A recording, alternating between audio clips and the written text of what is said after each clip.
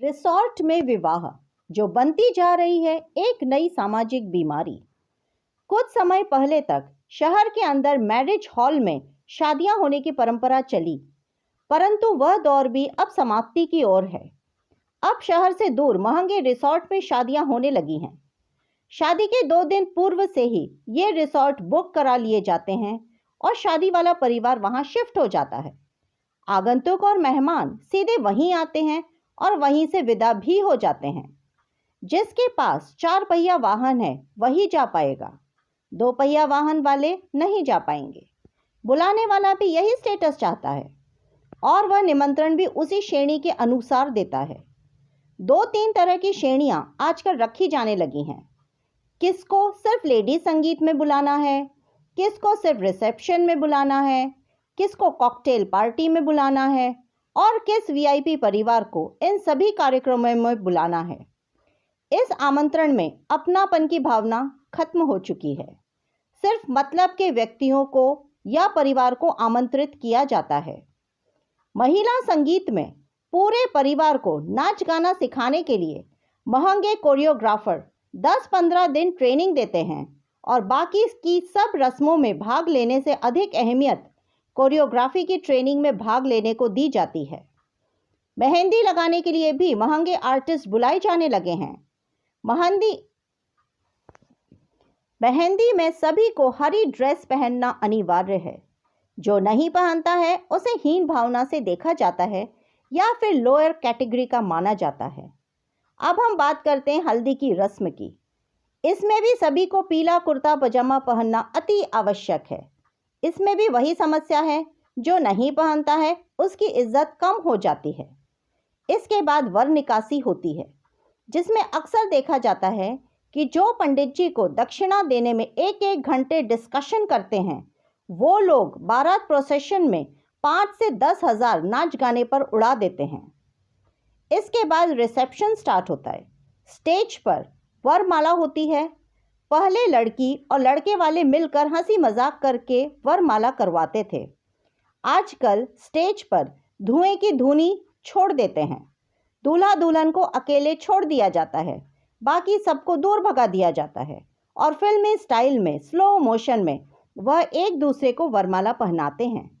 साथ ही नकली आतिशबाजी भी होती है। स्टेज के पास एक स्क्रीन लगा रहता है। उसमें प्री वेडिंग शूट की वीडियो चलती रहती है, जिसमें यह बताया जाता है कि शादी से पहले ही लड़की लड़के से मिल चुकी है और उल्टे सीधे कपड़े पहनकर कहीं चट्टान पर, कहीं बगीचे में, कहीं कुएं पर, कहीं बावड़ी पर, कहीं शमशान में, कहीं नकली फूलों के बीच इस तरह से फोटोग्राफी और वीडियोग्राफी करवा कर आई है जैसे किसी फिल्म की शूटिंग करके आई हो। लोग भी चटकारे ले लेकर इस प्री वेडिंग शूट को देखते हैं।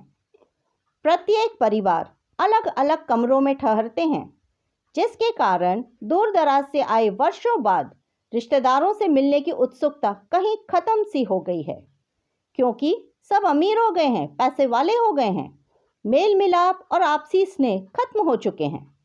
रस्म अदायगी पर मोबाइलों से बुलाए जाने पर कमरों से बाहर निकलते हैं।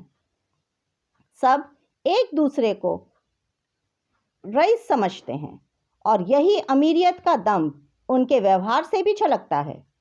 कहने को तो रिश्तेदार और शादी में आए हुए हैं, परंतु अहंकार उनको यहाँ भी नहीं छोड़ता। वे अपने अधिकांश समय करीबियों से मिलने के बजाय अपने अपने कमरों में ही गुजार देते हैं।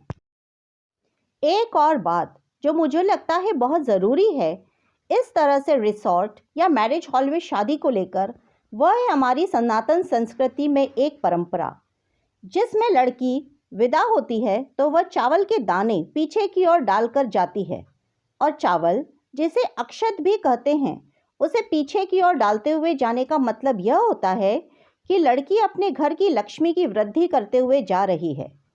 जब शादियां घरों में होती थी तो लक्ष्मी घर में रहती थी इस परंपरा के कारण, पर अब जब शादियां मैरिज हॉल और रिसॉर्ट में होने लगी हैं तो जाहिर है लक्ष्मी उन रिसॉर्ट मालिकों और मैरिज हॉल के मालिकों के पास ही आएगी, आपके पास नहीं। यह देखा भी जा सकता है जब हम मैरिज हॉल और रिसॉर्ट के मालिकों की संपत्ति दिन दूनी रात चौगुनी बढ़ती हुई देखते हैं। हमारी संस्कृति को इस तरह से दूषित करने का बीड़ा ऐसे ही अति संपन्न वर्ग ने अपने कंधों पर उठाए रखा है। मेरा अपने मध्यम वर्गीय समाज बंधुओं से अनुरोध है, आपका पैसा है, आपने कमाया है, आपके घर खुशी का अवसर है, खुशियां मनाएं, पर किसी दूसरे की देखा देखी नहीं। कर्ज लेकर या अपने जीवन भर की जमा पूंजी अपने और परिवार के मान सम्मान को खत्म मत कीजिए।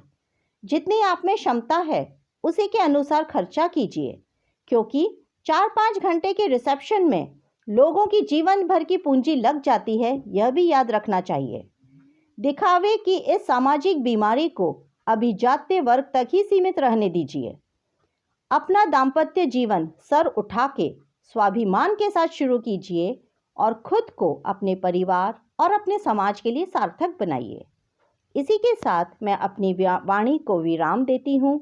जय हिंद, जय भारत।